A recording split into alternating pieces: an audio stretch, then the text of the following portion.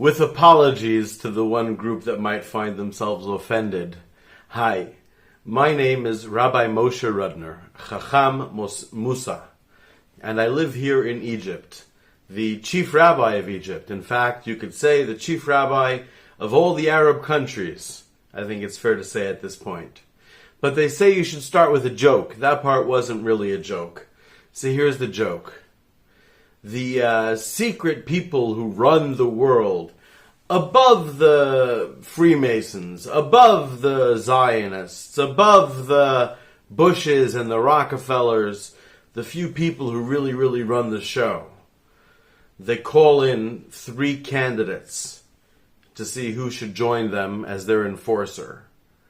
They call in an Egyptian policeman, an Israeli Mossad agent, and an American businesswoman. One by one, starting with the Egyptian policeman, they say, your spouse, your wife, is in the next room. If you want to prove to us your loyalty to our organization, then here's a gun. Go in there and shoot her.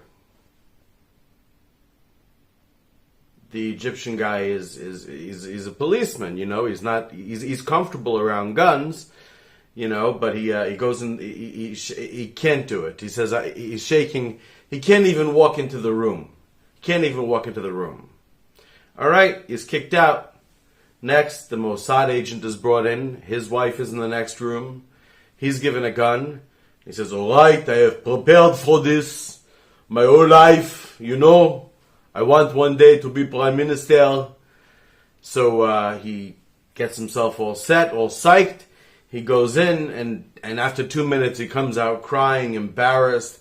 He says, I am traitor, I could not do it. They call in the American businesswoman. They say, your husband's in the next room, here's a gun. You want to join our organization running the world? Gotta shoot him. Well, she takes the gun, no problem at all, walks in, and there's shooting and banging and screaming and noise. 3 minutes later, she comes out of the room, she's all disheveled, her hair is a mess, she's sweating, she's bloodied. She says, the gun was full of blanks. I had to beat him to death with the chair. Well, being as I'm speaking right now to people in the Middle East, Middle Eastern Arabs specifically, but Israelis can watch too, Iranians can watch too, but of course this is available to the whole world. I apologize to American businesswomen. But sorry, somebody had to be the butt of a joke, and this time it happened to have been you. You're the furthest away. Also, come on. I'm kidding. I'm as feminist as I'm legally required to be by United States law. I'm an American citizen. So this video here, joke aside, this video here I've been trying to make for a very long time. I have made various videos for Egyptians because I am, after all, an American. I'm not Israeli. Not that it matters. It shouldn't matter. If I was born in Israel, so what? I'm talking to you human to human. I'm completely open and transparent. It shouldn't matter. It really shouldn't. But to some people it does. So let me say I have no Israeli citizenship. I'm just an American citizen. And I am a rabbi that is a Chacham. And it might be too late in the video to mention this, but I should mention that it's quite important that you understand the details, the nuances of what I'm saying.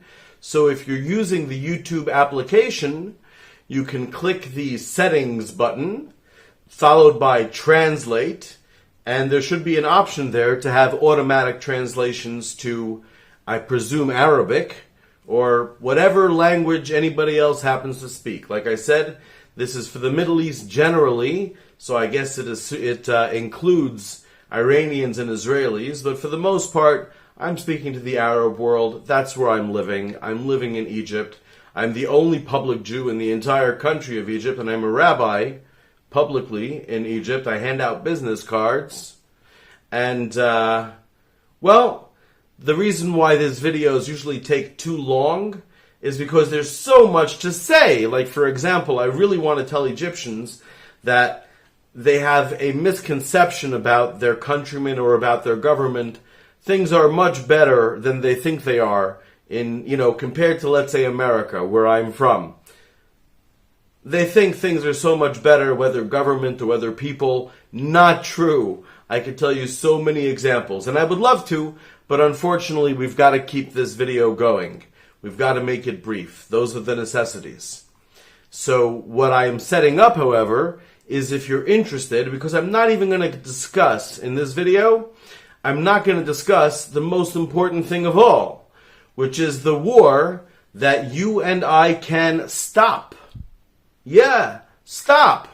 Never mind stop before it gets to any of us, but actually stop for all the people who are killing and being wounded and losing their parents and their children, all of the horrors going on. I know that here they mostly show the horrors happening to Arabs, and it's true, there are more horrors happening right now in Gaza and Lebanon than there are to Israelis. On October 7th, there were more horrors happening to Israelis. But regardless, that's not the thing. I have no side in that, because my side, and I don't want to say that I am representing God on this, lest somebody think that I'm claiming to be something that I'm not claiming to be, but I am representing God on this. There shouldn't be any war. We human beings are supposed to be able to work out our issues on our own. It's so clear. It's so clear from everything we know in our hearts, from everything we know in our holy books, whether you are Muslim or Christian or Jewish. It is so clear that we can do it, and it's an unbelievable tragedy. So, what I'm going to do for the things that are not covered in this video, but stick around for this video, I'm going to tell you some very, very important things, and things that could change your life. I'm hoping that you will be inspired to actually get involved in immediately changing the world in a very, very major way for the better. Dead serious. But anything to do with the war, I obviously can't get into right now because, like I said, it'll end up going on for hours and hours to try to cover every single thing that I think people might want to know. So, here's my email address. moshejrudner@gmail.com. Moshe is the Hebrew way to say Musa. The truth is, and in Spain it would be Moises, which is what I was called in Spain. Over here in Egypt, of course, I'm called Musa. But we're all pronouncing it incorrectly anyway. It's an ancient Egyptian name. It's not Hebrew, it's not Arabic. And it's a royal name. It means the son of. For example, if you're from Egypt, you know that there was more than one king Ramses, more than one king Tutmos, Achmos, Ankmos. Now the first part of that, Ra, Tut, Ak, Ankh, those are the names of various idols, of various, someone other than Allah. Of course, Jews and Muslims agree there is just one Allah. There is just one God. And therefore, of course, the Torah, and of course later on the Injil, and of course later on the Quran, would not call him by the name that he was given, because he was raised in the Pharaoh's palace, which might have been Ra Moshe. Instead, the Torah gets rid of that, calls him Moshe, Musa, however you want to pronounce it. In this country, Musa. In any case, even though I would love to talk to you about so many interesting things that you can imagine we could discuss, we have to keep it limited for the sake of this video, and therefore, again, my email address, contact me. We will set up a meeting on, I think Zoom costs money, and it's not that I'm a cheap Jew, it's just that I'm a poor Jew. So Google Meet seems to work best. Don't worry, if you have Gmail, it'll work for you. If you have Gmail, it'll work. Contact me by email, and if we get at least 10 people who are interested in having a conversation, we can even set it up for tomorrow, or for Saturday night, Sunday, the sooner the better. And at that point, you'll be able to ask, we'll be able to discuss anything that you would like to discuss, you can bring up. Like I said, right now here, I have to keep it limited. So limited, in fact, that I'm going to set myself a timer. There are really only 3 things that I want to discuss. The first is the purpose of this video. The second and the third are things that you might find interesting from the Torah regarding how the Jewish Bible. Now, I understand, of course, different people have different beliefs about the Torah. In other words, obviously, again, sorry, I was going to get sidetracked. Let's not do that. I'm setting myself a timer right here, and I will finish before the timer goes off. So, the first thing is, what am I doing? Well, I came to Egypt because, believe it or not, I am a person, I don't know if I'm the only person, but I'm the only person who can do it, who stepped up, who can actually stop all these wars, who can actually stop all the killing, who can actually introduce to the world an idea that's not my own. It's in the Quran, in the concept of the Ummah, it's in the Torah, it's in the Injil, it's not hidden from anybody. All the philosophers of the world, all the people of the world recognize it as possible, but of brotherhood, of recognizing that deep, deep, deep down, we are all actually good people, and we prefer to be nice to people than to kill them or blow their nuts off. And I feel a religious responsibility. I feel a personal responsibility to both myself and to God and to you to stop the killing, not with a ceasefire, but with a whole different way of living. One of the prophets in the Jewish Bible is Isaiah. Isaiah says, you know when you'll know that we're at the end of days, that we have solved all our problems? When, should I translate from the Hebrew? I'll just say it in English. When the nations of the world take their swords and they hammer them down into machines that they can use for making a surplus of food for themselves and for others. When they take their spears and they reuse them for the vine in order to, I know that Muslims are against alcohol. Sorry, I'm translating the Hebrew Bible that was written 2,600 years ago. I'm sure there is a metaphor that would work better in Islam. I'm just telling you the accurate what it says. Into making wine. In other words, the point is, well, the rest of it goes on to say, Loy Yisa, I'm saying it in Hebrew, in my accent. There is the Israeli accent, which is a little bit different. You know what? We might have Israelis listening. I'll say it for your sake in Israeli accent. Lo Yisa goy el goy cherev, velo yilmedu od milchama. No nation will ever lift a sword towards another nation, and all of the academic schools for the study of war will close. Nobody will ever study war again, because it'll be obvious to us all that our own happiness, even if we had all the power on earth, even if God gave you personally all the power on earth, your own happiness would be to make other people happy and to share happiness with them. And therefore, nobody would ever study war ever again. So, my reason for this video is because I have been trying for a very long time now to try to get the world's attention. Now, let me tell you a little bit about my biography for a few seconds.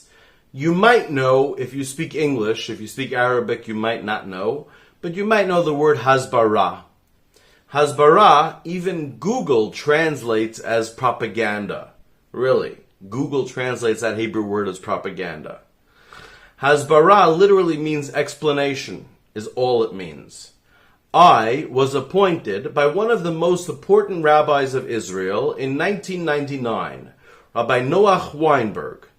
in Al-Quds, in Jerusalem, to be the representative rabbi going out to all the world and communicating, seeing what misunderstandings there are, explaining, Hasbara being masbir, explaining the position of Israel, of the Jews in general, understanding and hearing and taking into account the points of view of others. And that's why I've lived in various Arab countries. When I was in South Africa, speaking to various Jewish groups, at one time the number one newspaper and TV reporting site wanted to come. Now, they were very, very, very anti-Israel, and therefore the people organizing it didn't want me to speak. And I said, no, I have nothing to hide. If they have a point, let us hear it. There's nothing to hide. That is true Hasbara. True Hasbara. When I was the founding rabbi of Hasbara, the one appointed by Rabbi Noach Weinberg to go out and do it, was absolutely not, slogans, not bullshit. Don't get me wrong. Israel's Hasbara is no more bullshit than anybody else's. Maybe it's even less bullshit than other countries' Hasbara. But still, that's not human. Rav Noach Weinberg believed, as I do, and he's the one who ordained me as a rabbi, that we can speak, all of us humans, that God made all of us as in some way his only creation. Each of us is entirely precious to God. And that if we rid ourselves of our egos, of our biases, then we all want to come to the true conclusion, and that by speaking together we can. So, even though I stepped out of that organization when it was clear that it was turning into some kind of bullshit, just standard issue government operation of, let's see if this slogan works better than some other slogan or whatever the hell. And people wanted me to say things that I wouldn't say. I'm interested in conversations, not in memorizing things to say. I stepped out. But if it is the will of God, I am the only person who both can present the world with a different option and is offering to do so. I'm sure there are people much better than me at being able to present the world with a divine, godly, the ideal option that is good for us all. But I'm the only one who is somewhat capable of doing it and is attempting to do it. So the point of this is for asking you to get involved. We'll have that Google Meet meeting. If you're interested, you can contact me by email. If you're sorry, I had to turn my timer back on lest I go on too long. If you're concerned about your fellow Egyptians or Muslims or anybody else seeing you on the Meet video, or if you're concerned about your government, I can tell you, after having lived in Egypt for about 7 months, I promise you, your government is definitely no worse than the government in America where I'm from and where I live. And I can tell you, your people are no worse than the people in America where I live. If you want to be paranoid, if you want to be afraid, listen, make your own decisions. It's your life. I'm not going to try to convince you out of it. But you see the risks that I'm taking, being a rabbi in Egypt, and I have faced no problems at all. Sure, something could happen tomorrow, but at the end of the day, despite the fact that most people here have very negative perceptions of Jews, once they meet me and talk to me and see that I do not fit those misunderstandings, those inaccurate perceptions, we become friends. All of my physical friends here are Arabs, some Christian, some Muslim, all of them. All of them.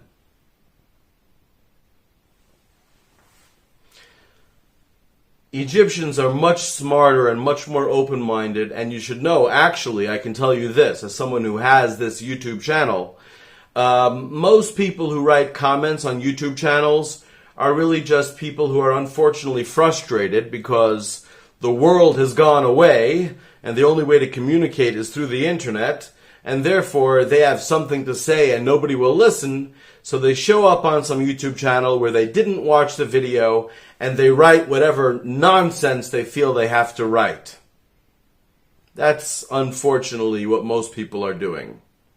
I can tell you, and this is not kissing up to you, this is not trying to flatter you, this is an actual fact, that among Egyptians, the number of people who have done that is much smaller than among English speakers or people from other countries.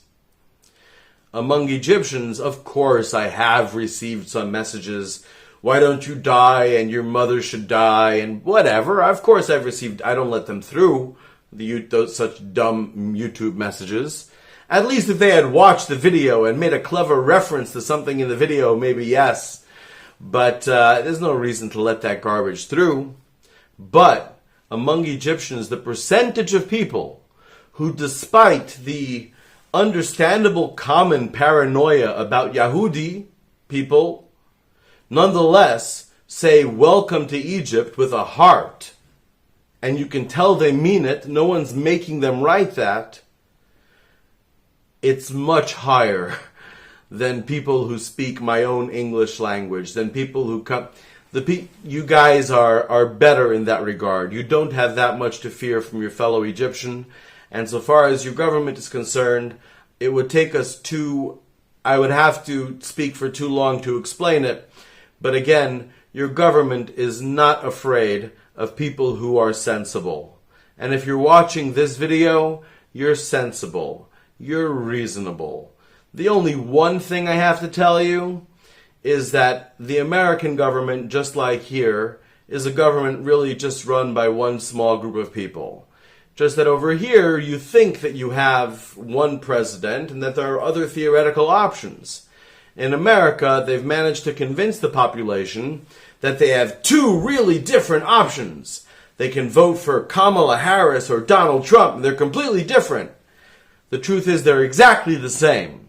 They're exactly the same. Sure, Kamala Harris would rather that she be on TV every day. Donald Trump would rather he be on TV every day. But for the people who actually benefit from the Americanness, the America you see on TV, the golden America, the beautiful America, the America that's not true, because most Americans are poor. Most Americans are poor and work all the time just to be able to afford basic necessities. Plus, they got a lot more violence than you have over here. A lot more danger. I don't mean to badmouth America. I love America, and it's got many things that are better than other places in the world as well. But just so you know, don't trust television. At the end of the day, the people who actually benefit, the thin sliver, the top 2% or 5% of wealthy people in America, they remain the top 5 wealthy percent, regardless of whether the Democrats are in charge or the Republicans are in charge. It's just an easy game that lets the people in charge pretend, instead of having everyone complaining, I don't like my guy because we're not democratic, like people might say in Egypt. They don't really, for the most part. Sisi, just so you know, for the most part, people think you're pretty cool. They're a little bit pissed off about the price thing, so you might want to explain to all the poor people why it's worthwhile in the long term, but for the most part, people are actually pretty cool with you, and it's very impressive that you actually do let them speak freely. People are less afraid to speak about their government in Egypt than they are in America. It's really true. In America, no one's afraid to speak against one party, but everyone is afraid to speak against the principles and the absolutes that make the 5% or whatever it is, the richest people, control all of America. Everybody is. It just looks different to you. But again, my time is running out. So the point here is that I am very, very, very sincerely, I have reached out to Jews many, many times. I'm a rabbi. You'd think they'd pay attention. Of course, YouTube blocks most of my videos in Israel. They don't block them. They just don't show them. You know, it's a crazy thing. But nonetheless, I have a responsibility to God and to you, my fellow man and woman, my fellow human being, and to myself to do this at this time. And therefore, I'm saying maybe you can make me an influencer. Maybe if you choose, you can make me famous. You can make me go viral. Because if I can speak to 10 million people at once, I can end the war in the Middle East in a way that everyone is happy with because they want the good for the other person as well. It's not a compromise. It's not where each person has to lose a hand or a foot, but it's where we understand that we are all human beings made, as the Bible describes it, made with... In the Quran, I don't think this exists, so I won't use the expression, really. The expression is made in the image of God. It doesn't mean physical, that God has 10 fingers and, and stuff like that. But that we are important to God. We are humans. God loves each and every one of us. And definitely doesn't want us killing each other. And definitely wants us working together and helping each other because it's a pleasure for us ourselves. We all know that when someone doesn't want anything from you, whether it's a baby or a cripple, you're happy to help. It's a pleasure to make people happy. Unless you think they might want something from you, that they might hurt you. Well, perhaps I have, if God grants me, perhaps I have the ability to show this to the world if, in fact, people can all see it at once. I can't share it piecemeal. In other words, if I tell you, hey, why not try to make everybody happy? Don't worry about yourself, make everyone happy. Then all I'm doing is I'm condemning you to a difficult life. Because society won't help you. Society won't protect you. You might make some friends who might help you, but society is bad. The rules under which civilization have been governed ever since the pharaohs and before, the rules are bad. And they make all of us, if we attempt to be too good, they make all of us suffer. This has to be agreed upon and understood by everybody all at once. So that is in fact the purpose of the video. That is in fact the purpose of the meeting. Again, get in touch. My email address right here. And if we get 10 people, we'll have that meeting tomorrow. We can talk about anything. Ask me anything you want to know. Anything you think is important, you can bring up. Seriously. That's my goal. Do I think it's likely? Well, ultimately, I guess it's in God's hands, but you know what? God put it back in our hands. That's what it means to have free will. That's why the Torah, the Injil, the Quran, they all tell us how to act because we have a choice. It's in our hands. Whether I go viral or not, whether I get famous or not, is in the hands of you who are watching this. If God doesn't want it, He can veto it. But if God wants it, if you're waiting for Him to make it happen, you're making an error against every holy book. Now, the two things that I wanted to tell you. I only have 4 minutes left. I'm going to actually make it 8 minutes so I can spend at least a few minutes on each. When the alarm rings, if I haven't finished, I'm going to close it there. We can discuss it in the meeting. These are the two. The two are the law in the Torah. What happens if you find a dead body in a field?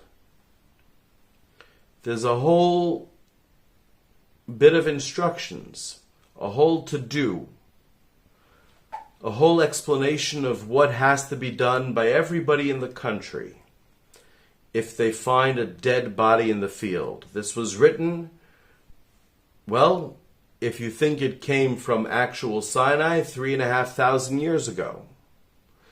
I myself think that that it was partially translated, transmitted, still over 3,000 years ago, talking about a time when the Jews were living in Israel in You can call it Palestine if you want today, but at the time, the land of Israel, they were living in Canaan. Call it whatever you like. I don't care. This isn't a political thing I'm trying to tell you.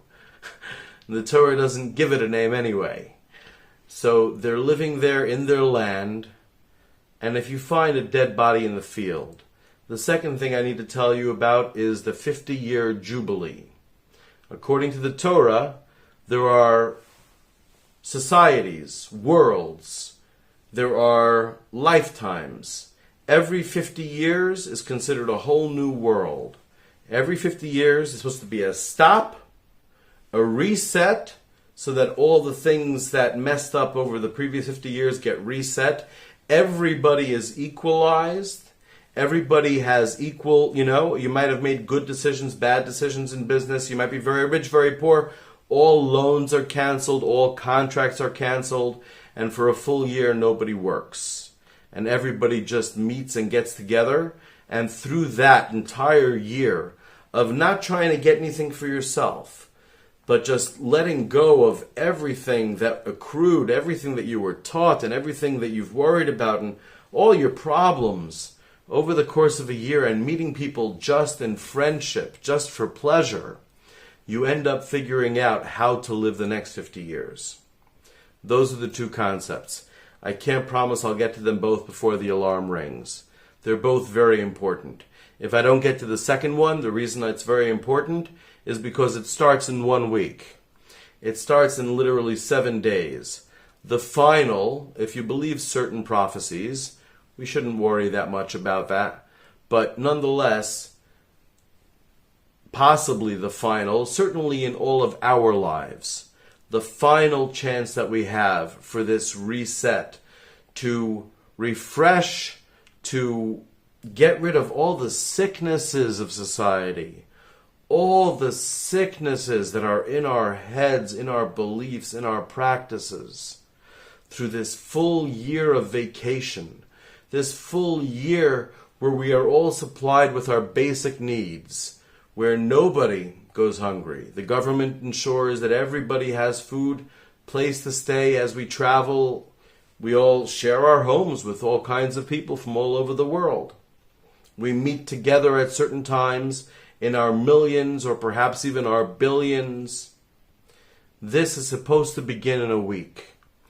It's in the Jewish Bible, and unfortunately, we don't know if even the Jews, never mind everybody else, we don't know if even the Jews ever properly kept it. This Yovel, this Jubilee. Yovel means to wash away, like the Mabul in the Torah, the great flood. It washes away, it's a cleansing. It reveals to ourselves and to the world, it makes us back into the purely holy, good, kind, happy, spiritual beings that God made us, that we ideally are. That's what the Jubilee is. And it begins in a week. I don't know anybody else who knows that, who realizes that. This isn't some special calculation of mine. I could tell you the numbers, but every scientist agrees with this. If you count the way the Bible talks about from Adam up until today, and you add the 165 years that the Jews took out of the calendar around the time of the Second Temple destruction, again, if we have the time, or if you want to ask me about it tomorrow, because right now I have 3 minutes. So I want to tell you this very, very quickly. It says in the Torah, if you find a chalal means a hollow. In other words, a corpse, a body. Every body, every human is considered as holy. We should regard every human as holy as God. We should regard every human as encapsulating an aspect of divine holiness that is unique and special. And therefore, when a person is dead, it is a hollow, Hollow, empty. If you encounter a hollow in the field, the Torah has a long list of instructions that I have only 2 minutes to describe. The instructions are, everybody from all the surrounding areas has to gather around, and they have to measure precisely, down to the centimeter, which inhabited area was closest, which city was closest. then the people of that city, they are considered responsible for this person's death. I want you to know, in America today, there are people who die on the street. There are people in America today, in New York, today, literally today, every day, who die on the street in front of hundreds of people and nobody cares. Every day. The Torah says if someone dies in a field from a snake bite, or because the sun was too hot, or because they tripped and fell, why was nobody else there to help them? If someone's traveling from one place to another, why are the people of that city not walking them? If someone dies, we're all responsible. Never mind if someone dies in your city because they couldn't pay for medicine. If someone dies outside of a city, you're a murderer. Everyone in the city is considered a murderer. And the Torah's laws are very dramatic. I only have 50 seconds to tell you. But as you know from halal meat, kosher meat and halal meat are acceptable because the slaughter is painless. Well, this is an example. The Torah says you have to go to a park, a place that no one has ever used as a field, a park where people go to enjoy themselves. And you take a pet, you take a baby calf, a baby cow that has never been used for milk and it's never actually had a yoke on it. It's never been worked. And the elders of the city, the judges, the mayors, the holiest people in the city, they have to come out before everybody and they have to smash it with an axe. Not mercifully. They have to end up covered in blood. Covered in blood to be embarrassed forever. And forever that area will be named after them. Because one person was found dead. That's the Torah's law. That's the Torah's morals.